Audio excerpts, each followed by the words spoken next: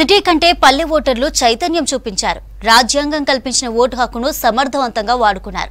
Urban ప్రాంతాల్లో కంటే rural ఏరియాలో ఓటింగ్ పర్సెంటేజ్ బాగా పెరిగింది. అయితే గ్రామీణ ప్రాంతాల్లో పెరిగిన ఓట్ పర్సెంట్ ఎవరికి కలిసి వస్తుందోనని లెక్కలేసుకుంటున్నారు పార్టీల అభ్యర్థులు. అసెంబ్లీ తరహాలోనే రూరల్ ఓటు తమకేనని నమ్మకంగా ఉన్నారు హస్తం పార్టీ లీడర్లు. అటు గ్రామీణ ప్రాంత ఓట్లపై ఆశలు పెట్టుకుంది బీజేపీ, బీఆర్ఎస్.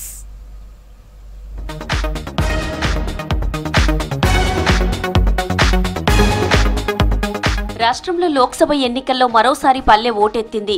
ఎప్పటిలానే పట్టణ, సిటీ ఓటర్లు నిరాశపరిచారు. గెలుపోటములను డిసైడ్ చేసేది రూరల్ ఓటు బ్యాంకే కావడంతో గ్రామాల్లో నమోదైన ఓట్లు ఎటువైపు మళ్లాయనే దానిపై పొలిటికల్ లీడర్లు, అభ్యర్థులు లెక్కలు వేసుకుంటున్నారు.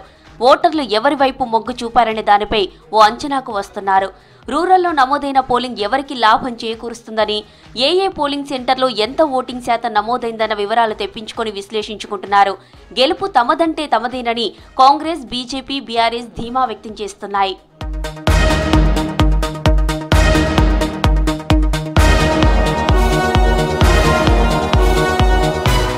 సాధారణంగా జనరల్ ఎలక్షన్స్ లో ఓటింగ్ శాతం పెరిగితే అది అధికార పార్టీకి వ్యతిరేకమని పలు ఎన్నికల్లో స్పష్టమైంది.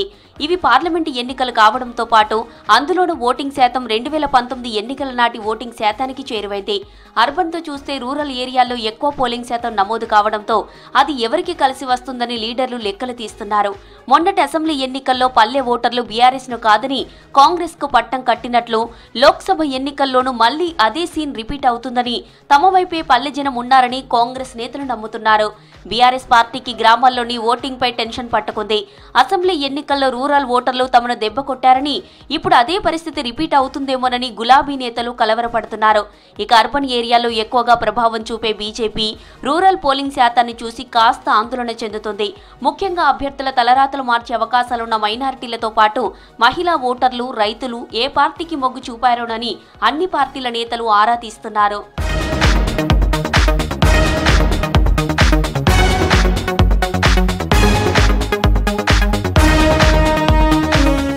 ఓటింగ్ అంతా తమ ఖాతాలోకి వస్తుందనే ధీమాను కాంగ్రెస్ పార్టీ వ్యక్తం చేస్తోంది.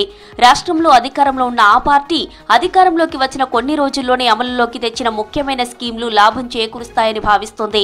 అధికారంలోకి వచ్చిన 2వ నెల నుంచే ప్రతి నెల 10వ తేదీలోపు ఆసరా పెన్షన్లు పంపిణీ చేయడంతో 60 ఏళ్లు పైబడిన వృద్ధులు, దివ్యాంగులు, ఒంటరి మహిళలు తమ పార్టీ వైపు మొగ్గు చూపినట్లు కాంగ్రెస్ నేతలు అంచనా వేసుకుంటున్నారు. ఇక రైతు భరోసా పంపిణీని పోలింగ్ కంటే 4 రోజుల ముందే పూర్తి చేయడం, 15 ఆగస్టు లోపు 2 లక్షల రుణమాఫీ చేస్తామని చెప్పడంతో రైతులు కూడా తమ వైపు నిలిచి ఉంటారని కాంగ్రెస్ లెక్కలు వేసుకుంటుంది. రాష్ట్రంలో 1.67 కోట్ల మంది మహిళా ఓటర్లుండగా ఇందులో 70% ఓట్లు రూరల్ ఏరియాల్లోనివే ఉన్నాయి.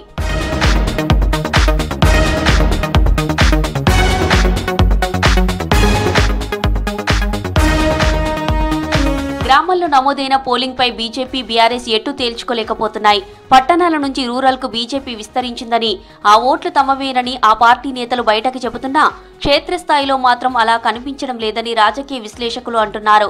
అయితే మోదీ చరిష్మాతో యూత్ ఓట్లు తమకే పడ్డాయని కమలం నేతలు నమ్ముతున్నారు.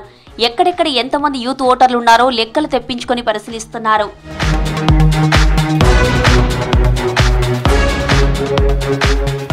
ఇక కరెంటు, నీళ్లు, కళ్యాణ లక్ష్మి, రుణమాఫీ వంటి వాటిపై కాంగ్రెస్ పార్టీపై కేసీఆర్ చేసిన విమర్శలతో గ్రామాల్లో మళ్లీ ఓటు తమ వైపే టర్న్ అయి ఉంటుందని బీఆర్ఎస్ లీడర్లు భావిస్తున్నారు. అయితే అసెంబ్లీ ఎన్నికల్లో రూరల్ ఓటర్లతోనే కాంగ్రెస్ అధికారాన్ని చేపట్టింది. రైతులు, యువత, మహిళలు బీఆర్ఎస్ ను పక్కన పెట్టి కాంగ్రెస్ కు జైకొట్టారు.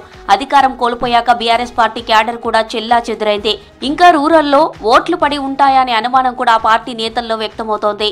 కింది స్థాయి లీడర్లు మాత్రం వాస్తవ విషయం తెలిసినప్పటికీ పైకి పాజిటివ్ గా రిపోర్ట్ ఇస్తున్నట్లు సమాచారం. స్టేట్ యూనిట్ గా చూస్తే కాంగ్రెస్ వర్సెస్ బీజేపీ అన్నట్లుగా లోక్సభ ఎన్నికలు జరిగాయి. ఓటర్లు కూడా నేషనల్ ప్రాస్పెక్టివ్ లోనే ఈ ఎన్నికలను చూశారనే చర్చ జరుగుతుంది.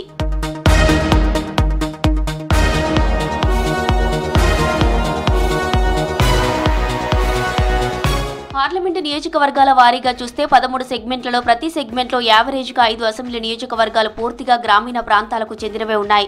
2 కొన్ని చోట్ల 3 చొప్పున పూర్తిగా అర్బన్ లేదా 75% మేర పట్టణ ప్రాంత ఓటర్లను కలిగి ఉన్నాయి.